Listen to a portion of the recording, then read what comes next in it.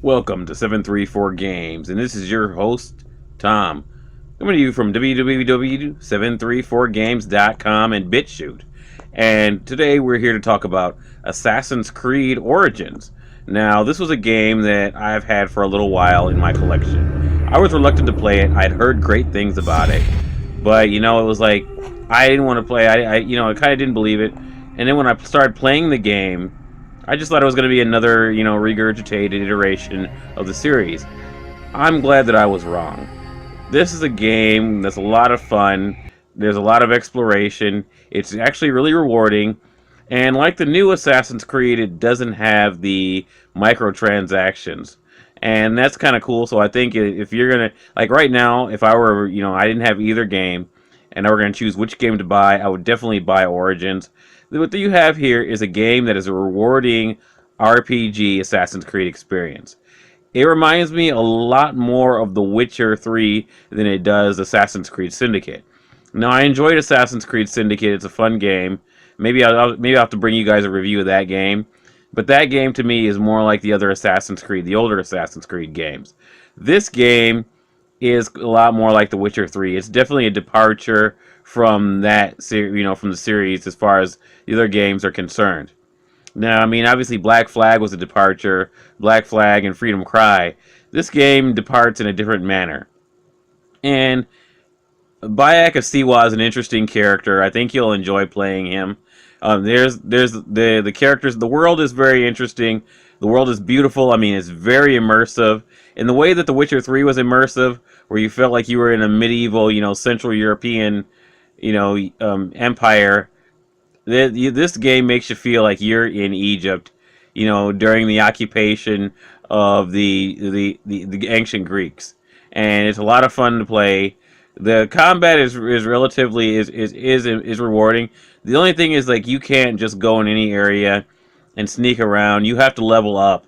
Leveling up is very important in this game. So there are just certain things that you have to do. You have to do side quests if you really want to do the missions. Well, if you really want to do the missions, because the missions will be almost impossible if you don't level your character up and give him different abilities. The combat is relatively well grounded. It's a lot of fun. The platforming and jumping from buildings, jumping on rooftops, that's a lot of fun. The parkour. I mean, just like any other Assassin's Creed games, that's one thing that they kept. It's just, there's a lot here to like. This is only an impressions video. I have not played through the game. I've played about 8 hours of the game. So I'm just here to tell you what I think of this game. I really enjoyed it, and so far I'm really enjoying it. It's a lot of fun. I haven't seen a lot of problems with it. Like I said, it doesn't have the microtransaction issues that Odyssey has. So, I mean, I would definitely say this is a solid purchase as far as I can tell, 8 hours in.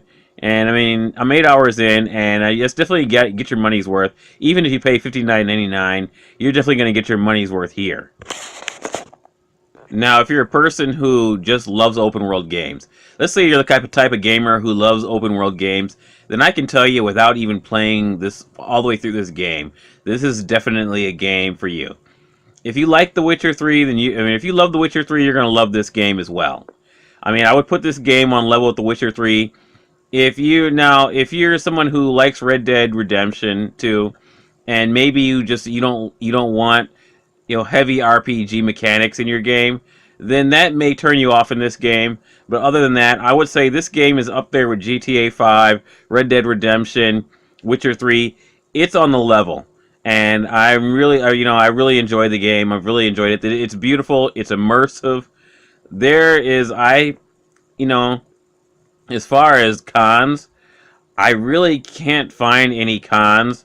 I mean, obviously you want a decent level PC. The only con is, I guess, if you have a PC that's kind of a potato, you may not like this game. But I mean, it doesn't require a lot of power. If you have a 1060, you can run this game in beautiful 1440p maximum settings. There's just so much here, so much good here in this game that I cannot imagine. If you like open world games, if you like RPGs, And even if you like open world action games, there's a lot here to like. It's just I really can't say anything bad about this game right now. Now, I'm going to do a full review and play through all the missions, and if the game, starts to get boring or such, I'll tell you about it in the full review. But I have not seen that. The story is great. Voice acting is really good. I mean, it's a AAA title, and it's totally worthy of being a AAA title. And I really wish I would have played it before when I picked it up. I got it for free when I got a Yeti microphone. It came with a Yeti microphone. I got a really good price on it. I got the Yeti microphone and this game. And this game was new for less than $100.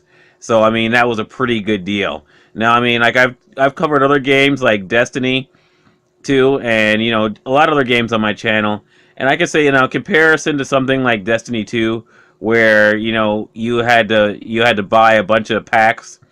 This game, there's for just picking up a game and buying nothing else and not buying DLC, there's a lot here to like. Now, they do have DLC for this game that just came out, and I haven't picked that up yet, and it's kind of weird because generally Assassin's Creed games are science fiction. They're historical fiction, historical fiction and science fiction. But it looks to me like the DLC that they put out is sort of a supernatural style DLC, which is kind of weird. And I'm wondering if it has something to do with the Animus, adding in, some kind of like video game style virtual reality program. Because the Animus is a virtual reality program unto itself. So maybe it's just something that they put into the Animus and not something that's actually into the world. Because everything that happens in the Animus in this game so far that I've played is supposedly, genetic memories. But we'll see later on. I'll check out that DLC that later on and give you and tell you about it. But this is basically an impressions of the game because I've only played 8 hours into the game, and I can tell you that you're definitely going to get your money's worth. If you buy this game for $59.99 full price, you definitely get your money's worth. So that's pretty much it for this episode of 734 Games. I hope I've inspired you to pick up this game. I've really enjoyed it so far, and I'm going to play the whole game. And if I find any problems with it, I will definitely get back to you and tell you. Oh yeah, and this game also has full-on DualShock 4 controller support on the PC. So if you're playing it on the PC, which I'm playing it on the PC, you can plug in your DualShock 4, no installing any hardware or any software or anything like that, and it'll play. You don't need a converter or anything, and it uses the light bar and everything else. So that's kind of cool. So everything in the DualShock 4 works like you're playing it on a PS4. DualShock 4 is a great controller. The Xbox One controller is great too, but it depends on what you like. If you prefer the DualShock 4 and you have this on the Uplay, then you can just plug that sucker in and enjoy your game. That's it. If you want to support this broadcast, you can tip me on BitChute, or you can go to my links on WordPress, and that's all. This is your host Tom signing off from 734 Games. 734 Games, where gaming is alive. Clear his name. Prepare an ambush. Nick! They will find my letters and burn down my place. I will be executed. Don't worry. I will take care of this. Watch out!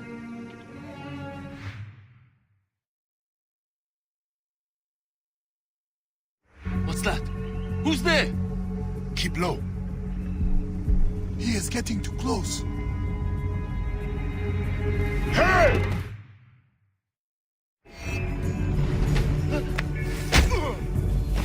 Now for the rest of them.